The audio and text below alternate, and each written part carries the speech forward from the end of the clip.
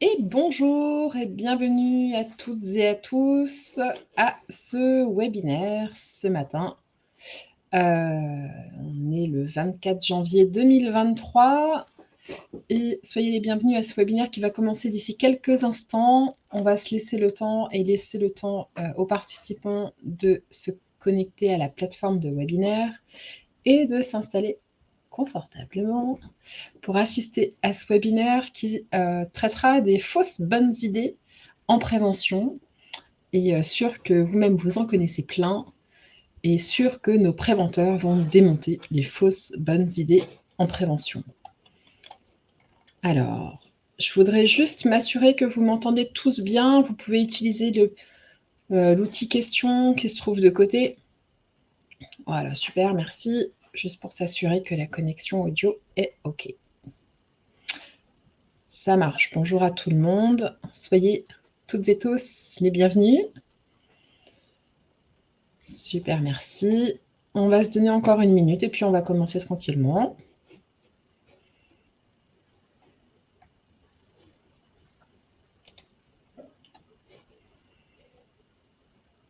Bonjour à toutes et à tous.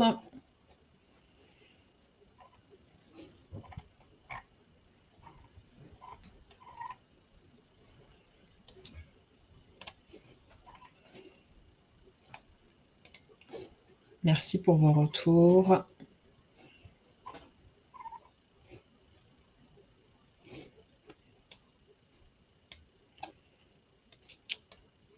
Bonjour à toutes et à tous. Je vous propose qu'on commence. Alors, bienvenue.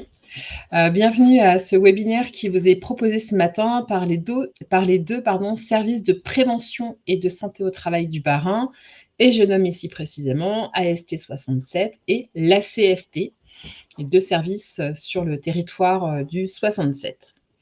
Donc cette conférence aujourd'hui vous est présentée sous la forme d'un webinaire, donc sous forme digitale, alors même qu'elle a fait l'objet d'une présentation en présentiel au moment de notre forum que nous avons organisé ensemble, notre forum du 6 octobre 2022 qui s'est déroulé au Palais des Congrès de Strasbourg, notre forum de la prévention de la tête aux pieds.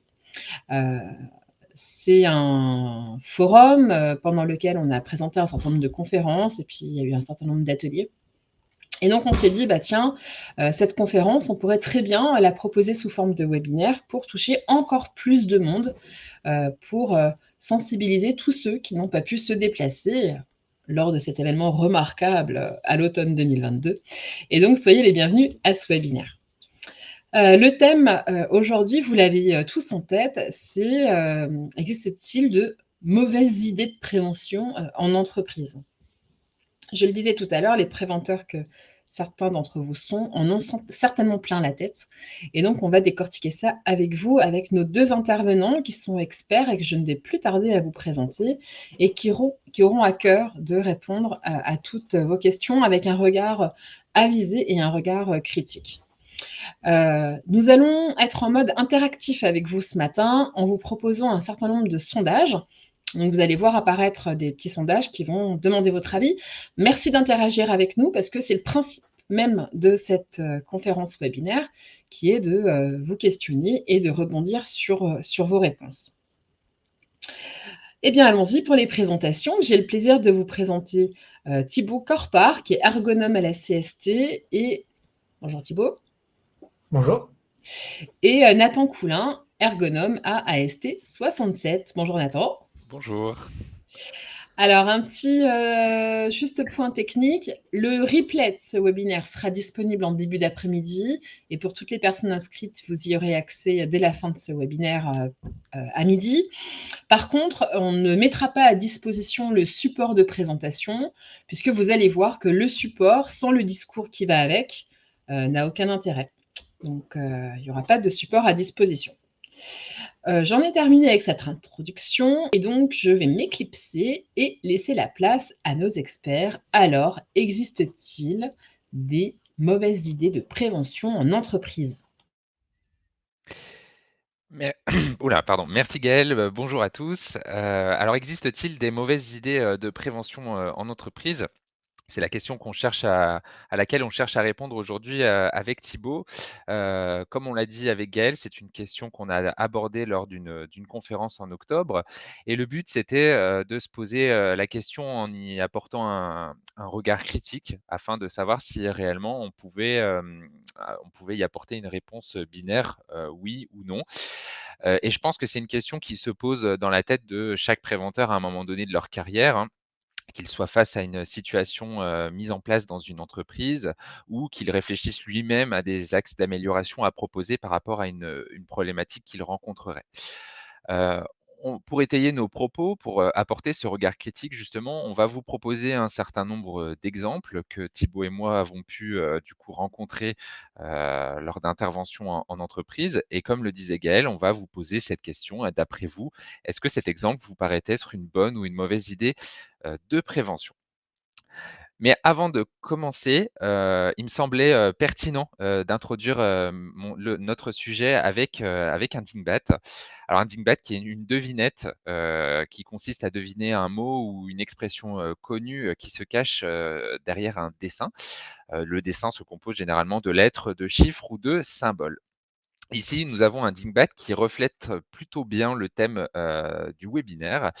Alors je ne sais pas si, vous aurez, le temps, de vraiment de comprendre quel est le mot ici qui se cache derrière ce dingbat, mais pas d'inquiétude, on a prévu une petite animation que voici puisqu'il s'agit du mot prévention. Nous avions le suffixe prév à l'intérieur du mot sion, ce qui nous donne donc bien prév en sion et moi, j'aime beaucoup cette devinette parce elle souligne le fait que finalement la santé au travail, n'est pas toujours simple et que, des axes de prévention peuvent parfois s'apparenter à un casse-tête, donc comme le dingbat et on se retrouve assez facilement dans une situation où on est en droit de se questionner, sur la pertinence, de l'axe de prévention qui est mis en place. Alors du coup, je vais laisser, la parole, à Thibaut qui va nous introduire, un premier exemple, d'idée de prévention que l'on va, questionner et je reviendrai ensuite avec vous, par la suite. Merci Nathan. Alors oui, comme expliqué, on va illustrer chacun de nos grandes thématiques par des exemples différents. Le premier qu'on veut vous présenter aujourd'hui est un outil que vous avez sûrement déjà rencontré pour la majorité d'entre vous. C'est celui qu'on va appeler la météo visuelle ou la météo du jour. Les deux termes sont en général utilisés. Alors, c'est un outil, globalement, qui permet à un individu ou un groupe d'individus d'exprimer facilement et rapidement leurs émotions et leur humeur à un instant T par le biais soit de photographies, soit de petits schémas comme on le voit ici. En général, les schémas ils vont d'une journée ensoleillée, journée nuageuse, à du temps plutôt cataclysmique. En général, on va vous demander comment vous vous positionnez. Est-ce que vous ressentez plutôt votre humeur aujourd'hui comme ensoleillée, radieuse ou à l'inverse, nuageuse? Alors, première question pour vous, est-ce que ça, ce premier outil, c'est une bonne idée de prévention, comme par exemple où on va demander à chaque prise de poste de se placer sur cette échelle, sur cette météo visuelle, afin de prévenir, par exemple, toute dégradation de la relation sociale au sein d'un service, au sein d'un collectif de travail plus généralement. Vous avez le sondage qui apparaît. Je vous laisse un petit temps pour y répondre.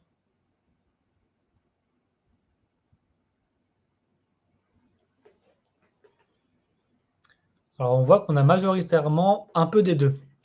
Alors, je vous laisse finir de répondre pour tous les participants. Bon. Ça stagne. En effet, donc on a une majorité ici qui dit de un peu des deux, la moitié même.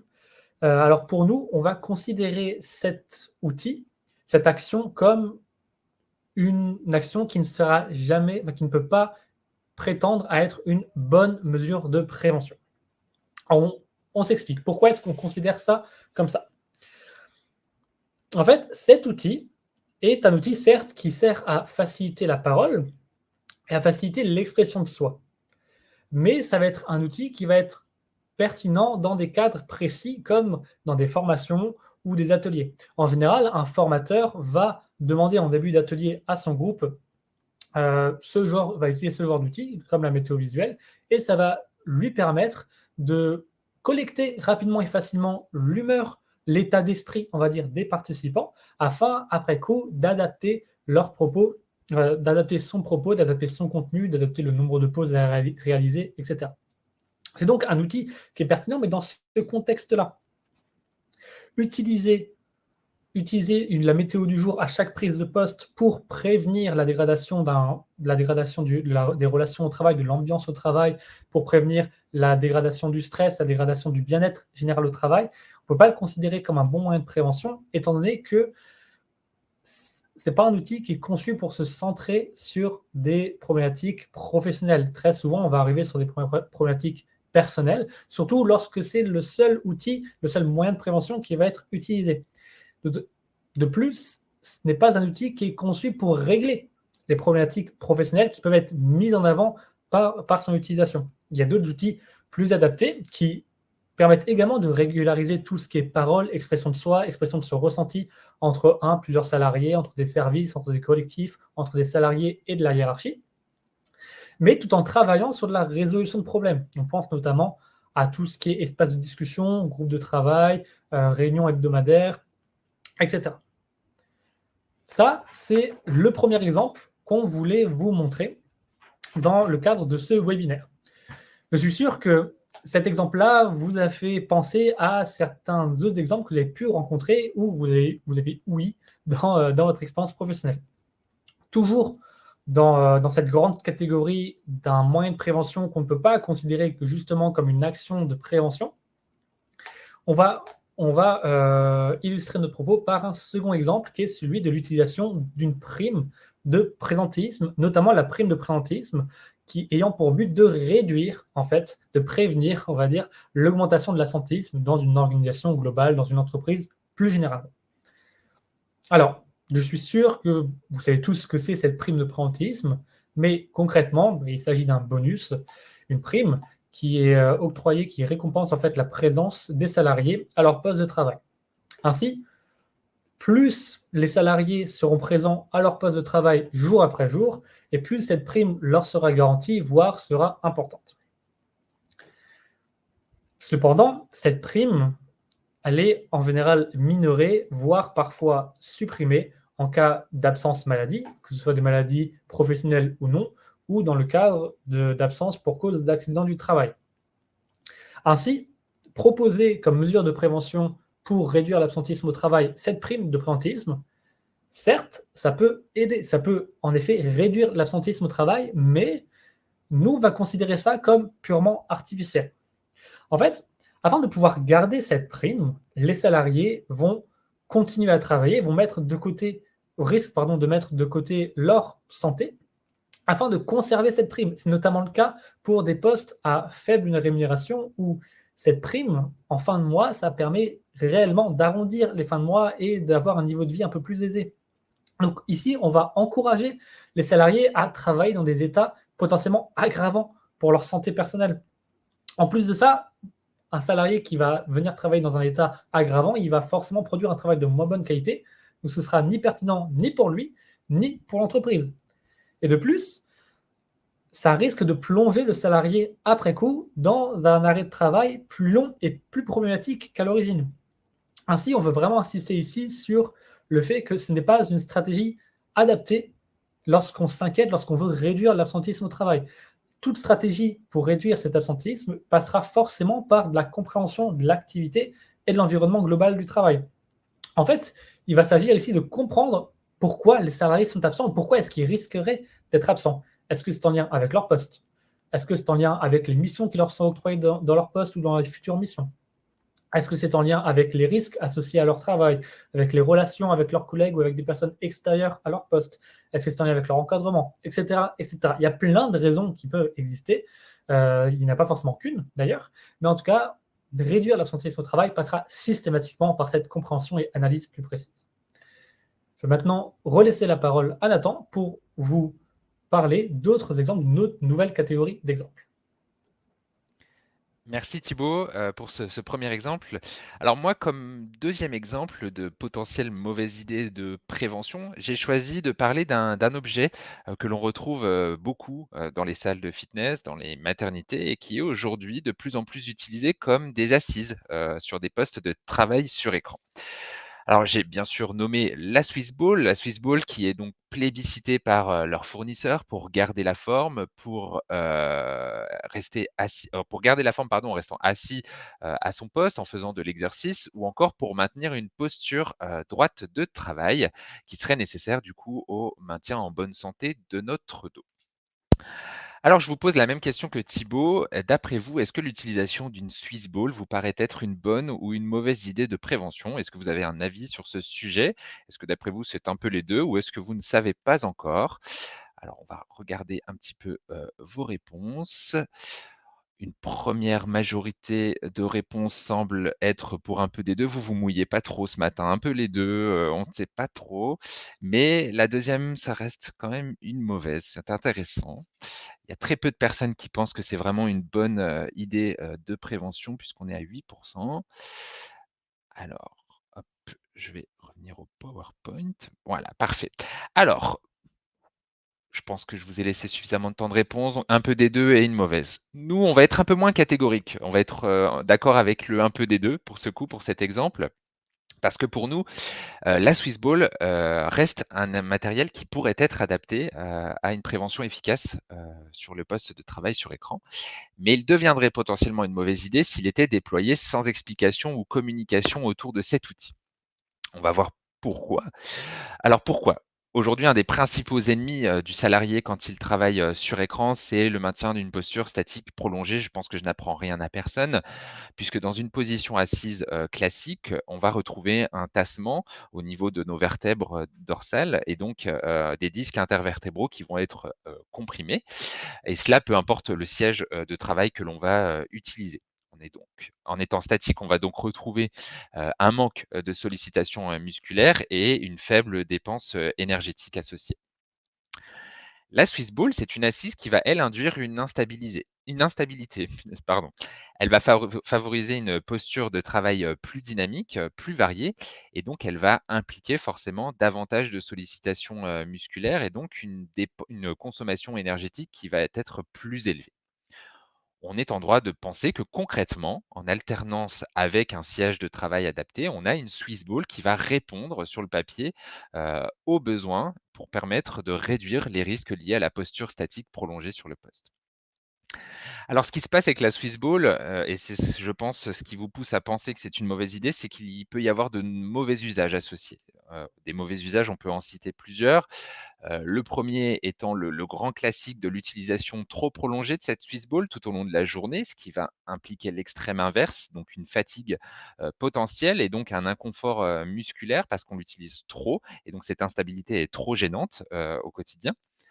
Le deuxième mauvais usage que l'on peut citer, qui est aussi un grand classique, c'est de disposer d'une hauteur d'assise qui n'est pas cohérente par rapport à notre morphologie, pas cohérente par rapport à la hauteur de notre plan de travail. C'est un petit peu ce qui se passe pour cette charmante dame qui, lève le pouce, qui se retrouve un peu basse par rapport à son plan de travail et ce qui implique donc des contraintes, posturales, qui sont maintenues du coup tout au long de sa journée de travail. D'autres mauvais usages sont à mettre en lien avec le risque de chute. Alors, risque de chute qui peut être dû à une mise en place trop rapide de la Swiss Ball, sans temps d'adaptation. Généralement, ce qui se passe, c'est qu'au mieux, il n'est pas utilisé et au pire, du coup, on a ce risque de chute qui se crée pour l'utilisateur. Et on a également un risque de chute qui va se créer s'il y a un mauvais entretien de la Swiss Ball, si on ne la regonfle pas, suffisamment régulièrement. Il y a une instabilité qui est beaucoup plus forte et donc qui est potentiellement plus à risque aussi de chute. Un dernier mauvais usage qui est intéressant à citer, qui est aussi fréquemment retrouvé, sur les postes qui utilisent, ce genre d'assise, c'est d'utiliser le ballon en étant avachi, c'est-à-dire en creusant, le dos vers l'arrière et en étant penché légèrement, vers l'avant et on va retrouver dans cette posture, lorsqu'elle est maintenue, une augmentation des pressions, intradiscales, donc entre les vertèbres, de notre colonne, vertébrale et donc c'est une posture qui est contraignante, forcément pour notre corps qu'elle soit adoptée sur la Swiss Ball ou sur un siège de travail classique. On est donc face à un équipement qui est intéressant, mais qui peut être potentiellement dangereux et c'est pour ça qu'on parle d'une mise à disposition sans communication et sans explication qui pourrait faire que, cet équipement deviendrait une mauvaise idée de prévention. On peut émettre quand même une parenthèse bémol, c'est-à-dire qu'il n'y a pas que le manque d'explication qui ferait que la Swiss Ball serait une mauvaise idée. Il y a aussi le manque, potentiel d'analyse de l'activité d'un salarié, pour lequel du coup le ballon ne serait pas adapté. Je pense notamment aux personnes qui ont besoin de gestes fins, de gestes de précision dans leur activité de travail et qui ont donc besoin d'une stabilité d'assise, importante et pour lesquelles du coup, une Swiss Ball serait vraiment contre-indiquée. Alors voilà pour la Swiss Ball. On a d'autres exemples potentiels, d'équipements qui seraient adaptés, mais qui deviendraient, une mauvaise idée s'il n'y avait pas d'explication ou de communication. On aurait pu citer un exemple très intéressant qui serait les sièges de travail, sur écran classiques. Parce que bien souvent, on a des salariés qui présentent des sièges avec un certain nombre de réglages, mais qui sont méconnus, des utilisateurs et qui se retrouvent donc mal installés, avec des postures potentiellement contraignantes. Et cela étant dû, au manque de communication. Moi, j'ai choisi un autre exemple, aujourd'hui. J'ai choisi de parler de la ceinture lombaire. La ceinture lombaire qui est, fréquemment, retrouvée, sur les postes de travail qui impliquent de fortes, manutentions, et des postes de travail qui impliquent beaucoup de flexion du dos, vers l'avant. La ceinture lombaire est un équipement qui va en effet venir stabiliser donc cette colonne, lombaire du salarié et va empêcher le salarié de se pencher un peu trop en avant et elle est fréquemment appréciée des personnes qui présentent des lombalgies puisqu'elle va offrir une sensation de confort au niveau du dos et généralement, elle va leur permettre de reprendre plus facilement, plus rapidement le travail, s'ils avaient, fait face à un arrêt de travail. Aujourd'hui, on voulait vous alerter sur le fait que les ceintures lombaires ne sont pour autant pas sans effet, lorsqu'elles sont portées de manière régulière. On a un certain nombre d'articles scientifiques, notamment de l'INRS, hein, qui font état de possibles problématiques, circulatoires et respiratoires lorsqu'on porte une ceinture régulièrement et également qui impliquent des pressions au niveau du thorax et au niveau du bassin. Forcément, on a une ceinture qui vient comprimer, la cavité abdominale pour maintenir, la colonne, lombaire et donc c'est, logique qu'il y ait des problématiques de compression. Ce que ces études montrent surtout, et c'est le plus intéressant pour nous aujourd'hui, c'est qu'il n'y a pas réellement d'effet bénéfique en termes de prévention, de la survenue de la lombalgie lorsque l'on porte une ceinture au travail. Et ces articles font même mention qu'il y a une période à risque, lors de l'abandon de la ceinture, puisqu'un salarié qui aurait été habitué à la porter et donc habitué à porter des charges potentiellement plus facilement avec la ceinture, lorsqu'il va la retirer, il va garder cette habitude et va potentiellement s'exposer à un risque plus important d'accident. Alors l'exemple ici est un petit peu différent de la Swiss Ball parce qu'on est en droit de se dire: «OK, mais à quel moment il est judicieux de porter cette ceinture lombaire?» Et pour cet équipement, en fait, on va vous répondre qu'il est, réservé au cadre de la rééducation fonctionnelle. Une ceinture lombaire, normalement, elle devrait toujours être encadrée par, un médecin ou un kiné et elle devrait être délivrée sur prescription médicale. On a donc un équipement qui n'est pas pertinent en termes de prévention, mais qui a quand même des vertus positives en termes de rééducation, mais qui va être potentiellement mal utilisé, sur des postes de travail en entreprise par manque de communication, et d'explication. Voilà pour ce deuxième exemple. Je vais repasser du coup la parole à Thibaut qui va aborder un troisième exemple. Voilà, merci Nathan. Comme tu viens de le dire, on va maintenant enchaîner avec une nouvelle catégorie d'exemples. Mais avant, pour vous présenter cet exemple-là, on va vous le présenter sur un nouveau format. On va vous passer une courte vidéo et après, on discutera dessus. Alors, je vais lancer la vidéo. C'est parti. Bonjour, nous sommes aujourd'hui en direct du siège social de l'entreprise ATQ PESTOBVW, cabinet conseil en stratégie commerciale, et nous retrouvons Adélaïde, chargée de communication, qui souhaite nous parler d'une récente mesure qui a été mise en place dans l'entreprise. Bonjour Adélaïde, merci de nous recevoir. Alors, pouvez-vous nous expliquer cette nouvelle mesure ? Bonjour Laurent. Oui, bien sûr. Donc, depuis environ 2 semaines, nous ne pouvons plus accéder à nos moyens de communication à partir de 17h20. On ne peut plus accéder au chat, au mail ou même passer des appels téléphoniques. En plus de ça, on est tous déconnectés du serveur et on ne peut plus traiter nos dossiers. Et cette coupure, elle survient tous les jours? Oui, tous les jours. La direction a mis cette mesure en place pour éviter qu'on travaille en dehors de nos horaires et notamment parce qu'il y a eu quelques cas de burn-out de personnes qui travaillaient jusqu'à 23 heures chez elles. Pour vous, c'est une bonne chose, ces coupures?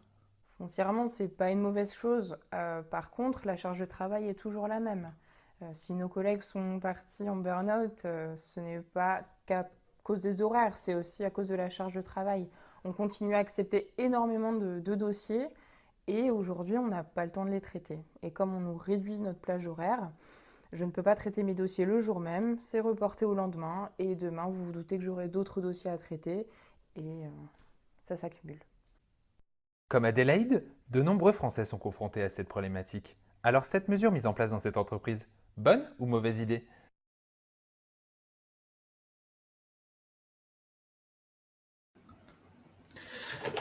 Merci, merci au journaliste qui ressemble bizarrement beaucoup à Nathan. On va maintenant enchaîner, hein. Comme pour les ans précédents, on vous demande, est-ce que pour vous, ce cas-là de coupure mail, de coupure d'accès au serveur, est-ce que ça représente une bonne ou une mauvaise idée de prévention?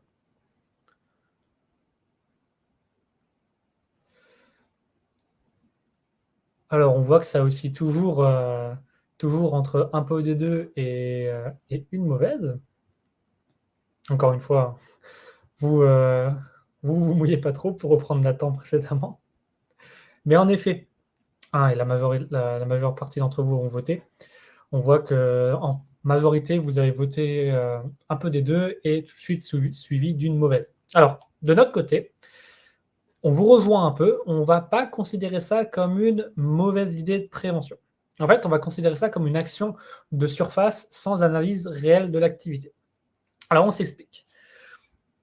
Concrètement, nous, on ne considère pas ça comme du tout une mauvaise idée, comme une mauvaise action. On va juste considérer qu'elle n'est pas suffisante. Lorsqu'on s'intéresse au discours que ici la salariée nous a donné, on comprend qu'en effet, il y a eu plusieurs cas de burn-out à cause d'un stress trop élevé. Mais il va être nécessaire ici qu'on s'intéresse à pourquoi est-ce qu'il y a eu ces cas de burn-out. Certes, c'est survenu suite au fait que plusieurs salariés ont travaillé, ont une extension assez disproportionnée de leur disponibilité et de leurs horaires de travail en dehors des horaires habituels. Cependant, ici, il ne va pas suffire de mettre une action de surface, de coller un sparadrap sur cette fuite ici de stress de burn-out, de coller vraiment juste un scotch de coupure mail, de coupure d'accès au serveur, afin de colmater totalement la fuite. Ici, on comprend, lorsqu'on s'intéresse à ce que nous explique la salariée, que ce stress, que ces horaires de travail réalisés en plus sont issus d'une charge de travail trop élevée. Si on colmate juste cette fuite-là par simplement l'accès au mail, l'accès au serveur à partir d'une certaine heure, il y a fort à parier que la charge de travail ne va pas diminuer. Ça va même être l'inverse. La salariée nous explique que leur stratégie pour réguler leur charge de travail, c'était pour certains de faire certaines tâches encore chez eux. S'ils n'ont plus la possibilité de réaliser ces tâches chez eux, la charge de travail derrière, elle ne diminue pas. Et à l'inverse, elle va encore plus s'accumuler et le réservoir ici présent, il va déborder, il va exploser et il y a de fortes chances qu'on ait des nouvelles répercussions sur les salariés, sur leur santé physique, une augmentation à nouveau des cas de burn-out et une augmentation de l'absentéisme dans un sens. Donc ici, c'est un exemple qu'on a voulu vous montrer parce que il n'est pas du tout à côté de la plaque, le fait de couper l'accès aux mails pour encourager les salariés à respecter leurs horaires, à respecter leur bonne conciliation entre vie privée et vie professionnelle, mais ce ne sera pas suffisant et ça risque d'engendrer malheureusement plus de mal que de bien. Toujours dans cette thématique d'une action de surface qui part d'un bon sentiment, on va dire, j'aimerais vous présenter un deuxième type d'exemple dans un tout autre contexte, celui du BTP. En particulier, ici, la population ciblée est celle de chauffeurs de poids lourds qui doivent acheminer, qui doivent livrer du matériel et des composants directement sur des chantiers. Ici, dans le cas de cet exemple, un système GPS a été intégré dans l'ensemble des différentes cabines de conduite, l'ensemble des véhicules poids lourds. Un système a été intégré pour plusieurs raisons. Déjà, limiter l'utilisation du téléphone portable personnel des chauffeurs au volant. donc dans une optique de sécurité routière, et également dans le but de réduire la charge mentale et la fatigue mentale qui peut être associée à ces activités de conduite couplées à ces activités de recherche de bons itinéraires afin de tenir les délais pour livrer sur les différents chantiers. Encore une fois, on est d'accord que proposer un système GPS pour une activité dont la majeure partie du temps on va conduire, ce n'est pas à côté de la plaque. Néanmoins, le souci ici, c'est que le système, il a été imposé. Et notamment, le système proposait des itinéraires qui n'étaient pas du tout adaptés à l'activité professionnelle des chauffeurs. Premièrement, le système faisait passer par des routes dangereuses, des routes qui étaient en mauvais état, qui étaient dangereuses pour le conducteur, pour le camion et pour le matériel. De plus, le système faisait faire des grands détours afin d'accéder aux différents chantiers. Ça a conduit à de la perte de matériel, ça a conduit à des retards sur les différents chantiers. Certains matériels ont été perdus sur la route, d'autres matériels devraient être repréparés directement sur le chantier et forcément, retard et perte de matériel, ça a conduit à une dégradation des relations clients. Alors, bien sûr, les chauffeurs ont fait remonter cette information, ont fait remonter cette inadéquation du système imposé. Le problème, c'est que le système avait déjà été acheté, était déjà dans les différentes cabines, et donc il a continué à être utilisé pendant quelques temps, surtout que les chauffeurs pouvaient être réprimandés lorsqu'ils ne l'utilisaient pas, et naturellement, ça engendrait encore plus de problématiques, encore plus de retard et encore plus de dégradation client avec les différents chantiers. Donc, ici, encore une fois, c'est un exemple intéressant parce que c'est un exemple qui part d'une bonne idée, d'un bon sentiment.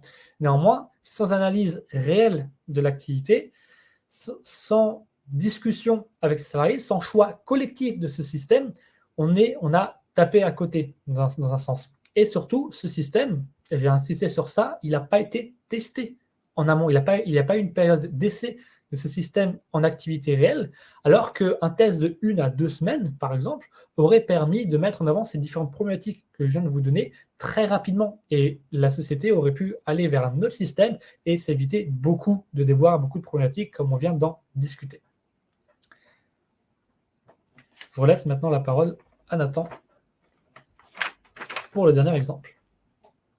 Merci Thibaut. Alors, dernier exemple, moi j'avais envie d'aborder quelque chose que l'on rencontre très fréquemment en tant qu'ergonome en service de prévention et de santé au travail, quelque chose qui est mis en place depuis plus de 30 ans dans les entreprises, qui s'est beaucoup déployé, puisqu'il s'agit de la formation gestes et postures. Vous en avez une illustration ici. Certains de nos salariés reconnaîtront peut-être l'un de nos salariés qui s'est prêté au jeu.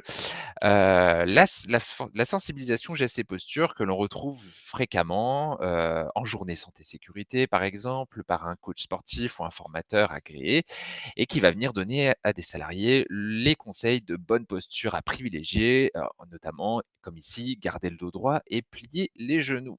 Alors, je vous pose une dernière fois la question via le sondage. D'après vous, est-ce que délivrer auprès de ses salariés une sensibilisation gestes et postures, est-ce une bonne, une mauvaise idée? Est-ce que vous pensez encore une fois que c'est un petit peu les deux ou est-ce que vous ne savez pas encore? Je vais répondre moi-même. Hop. Alors, ça y est, ce coup-ci, on n'a pas un peu des deux, on a une bonne idée en majeure partie à 64.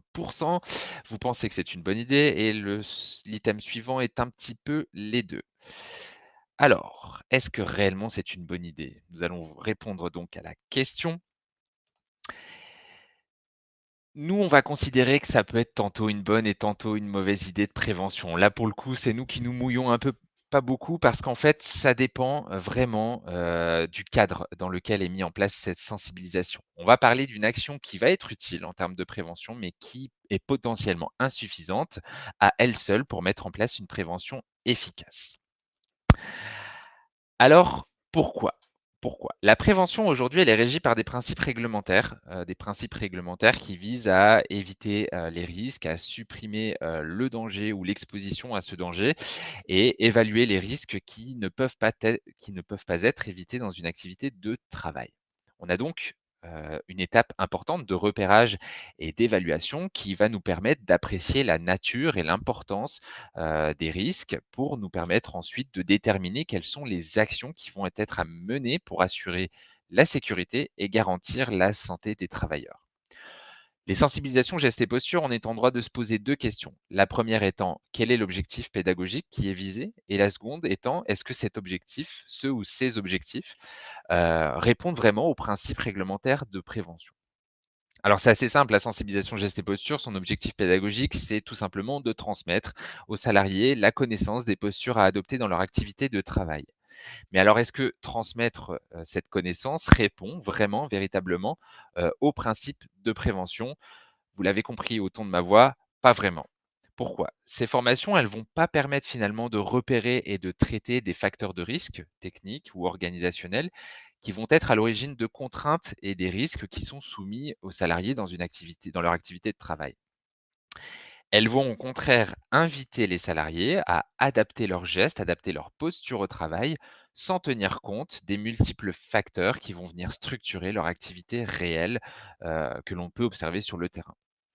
C'est l'exemple typique d'un salarié qui va ramasser des charges au sol à une certaine fréquence, qui aura suivi une sensibilisation gestes et postures et donc à qui on aura dit tu dois maintenir ton dos droit et plier les genoux pour te protéger. Eh bien, en fait, il ne sera pas vraiment protégé d'un accident de travail de type TMS si on ne cherche pas d'abord à étudier si la charge peut lui être disposée à hauteur de ses coudes afin d'éviter qu'il n'ait à se pencher. Alors, on a dit tantôt bonne, tantôt mauvaise idée de prévention. La question qui se pose à nous, c'est finalement comment permettre que cette action, elle devienne utile. Et je pense que vous l'avez compris, on l'a dit, évoqué avec l'exemple précédent, ces actions doivent résulter en premier lieu de la mise en place d'une démarche de prévention, notamment ici des TMS, dans l'entreprise. Parce que c'est seulement après avoir étudié toutes les possibilités d'aménagement d'un poste de travail que l'on devrait en complément, et donc j'insiste sur le mot complément, former et informer les salariés sur les risques qui vont persister dans leur activité de travail malgré les aménagements menés et donc quelles sont ensuite les marges de manœuvre qui sont à leur disposition pour contribuer à s'en prévenir. Et c'est à ce moment-là seulement que la formation va prendre son sens et notamment si elle est axée sur les conditions réelles d'activité du salarié, ce que font notamment aujourd'hui les formations PRAP.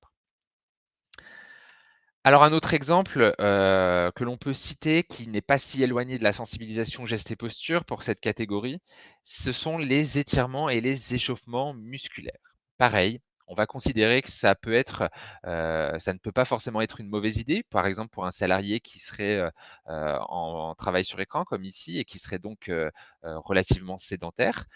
Un étirement musculaire va pouvoir favoriser un dynamisme de posture ou un échauffement musculaire qui pourrait être pertinent pour un salarié qui a beaucoup de manutention dans son activité de travail. Pour autant, ça va être le même cas de figure que pour les sensibilisations.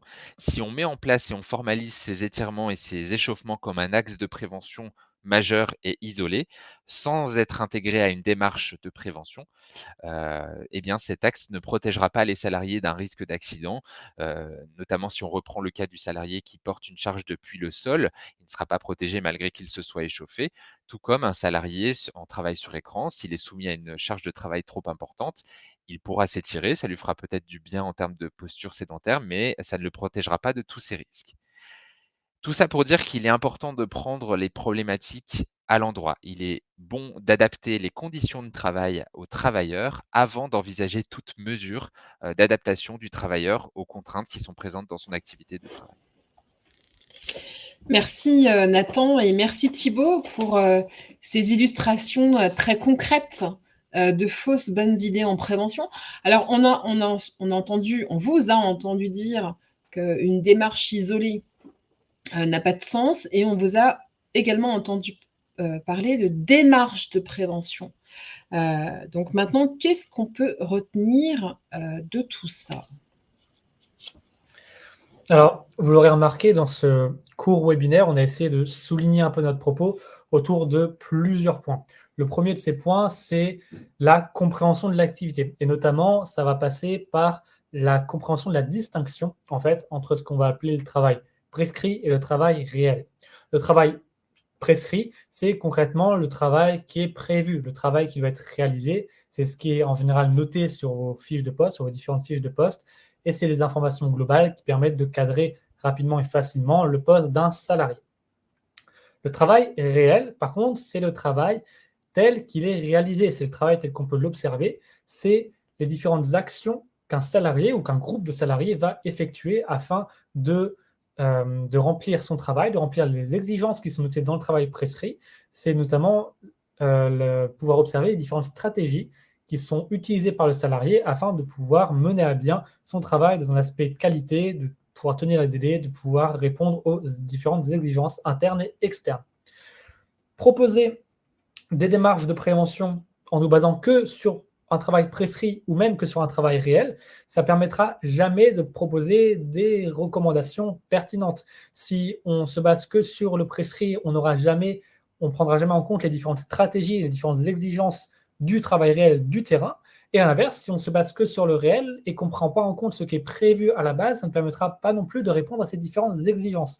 Donc ce n'est qu'en nous basant sur ces deux aspects-là du travail qu'on pourra réellement proposer des pistes de recommandations pertinentes et notamment pérennes dans le temps.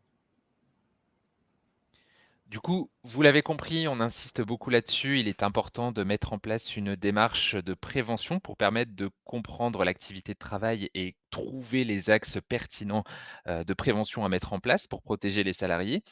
Et cette démarche, elle, est régie par 4 grandes étapes que l'on va aborder brièvement. Et la première étant la mobilisation. Il est important, de s'entourer et de s'accorder ensemble en entreprise, pour ancrer la mise en place, d'une démarche de prévention adaptée. Et donc vous allez le voir avec Thibaut, il va être, important de s'entourer de tous les acteurs qui vont être concernés par une activité de travail pour pouvoir en parler et trouver, les améliorations à apporter. La seconde étape est l'étape d'investigation. C'est l'étape où on va chercher à comprendre qu'est-ce qui est présent dans une activité de travail en termes de contraintes. On va donc analyser les risques, analyser les situations de travail. C'est dans cette étape où nous allons analyser les écarts entre le travail prescrit et le travail réel, comme nous l'a montré Thibaut. Et le but étant de trouver les facteurs de risque, les déterminants de ces contraintes pour permettre de mettre en face un plan d'action avec des axes d'amélioration qui répondent à ces déterminants. La troisième étape est logiquement l'étape de maîtrise où nous allons mettre en place ces ces différents axes de prévention, après les avoir priorisés entre ce qui peut être fait tout de suite et ce qui doit être fait un peu plus tard. L'évaluation, puisqu'il est important de s'assurer que les actions qu'on a mis en place sont efficaces dans une optique d'amélioration continue. Et si ce n'est pas le cas, de les corriger, de les revoir tous ensemble avec les différents acteurs pour les ajuster et permettre une prévention réellement efficace. Alors, une démarche de prévention, ça n'est jamais géré que par un seul acteur. Il faut vraiment ici se baser dans une démarche collaborative avec une équipe réellement pluridisciplinaire. Vous le voyez ici dans cette roue, on voit qu'on part de la direction, bien sûr, mais on va également nous baser sur les managers de proximité en collaboration avec les salariés, avec ou non des représentants du personnel quand il y en a notamment. On va également faire ce travail collaboratif avec la médecine du travail, le service de prévention et de santé au travail, que la médecine du travail soit interne ou externe. Également des instances comme la CARSAT, et on peut même aller jusqu'à des ressources externes en fonction des contextes. On pense notamment à tout ce qui est cabinet d'aide à l'organisation, cabinet de la transformation, etc. Mais c'est vraiment que par cette pluridisciplinarité d'acteurs qu'on, encore une fois, pourra proposer des mesures non seulement pertinentes et pérennes, mais qui en plus répondra aux différentes exigences des différents niveaux. En plus, par cette pluridisciplinarité, ça permet de comprendre à tous ces différents niveaux, tous ces différents étages, les exigences de l'autre et les possibilités d'action de l'autre.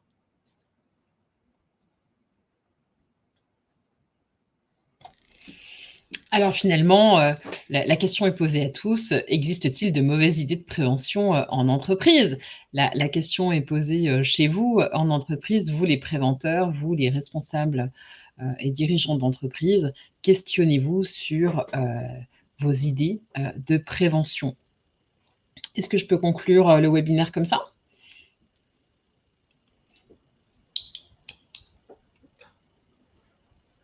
Bien sûr, on voit que dans l'ensemble de notre webinaire ici, dans l'ensemble des réponses que vous avez apportées, en effet, existe-t-il des bons ou des des mauvaises idées en prévention d'entreprise?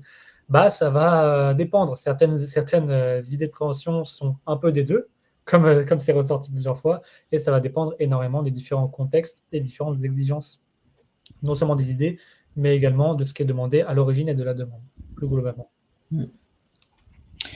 Bien, je vous remercie pour votre intervention, Thibaut et Nathan. Merci d'avoir préparé l'animation de ce webinaire. Il n'y a pas vraiment de questions dans le chat. Il y a eu quelques remarques que tout le monde a pu lire en même temps. Je vous laisse prendre connaissance des remarques et je vous remercie tous, vous les participants à ce webinaire. Je vous rappelle que le replay sera dispo. Le webinaire sera dispo là tout de suite après le déjeuner. Et puis, je vous rappelle aussi qu'il n'y aura pas de support de présentation à disposition, puisque vous l'aurez compris, le support n'est pas tellement utilisable en dehors du discours. Je vous rappelle surtout que vous pouvez solliciter votre service de prévention et de santé au travail, que les SPSTI, les services de prévention et de santé au travail, sont à même de vous accompagner dans votre démarche de prévention. Considérez ces services comme des partenaires des entreprises, puisque c'est là qu'on se positionne les uns et les autres comme pouvant vous accompagner dans votre démarche progressive de prévention, un pied après l'autre. Il me reste à vous souhaiter une bonne journée, une bonne semaine, et puis on vous dit à bientôt pour un prochain webinaire. À bientôt. Au revoir. Au revoir, bonne journée.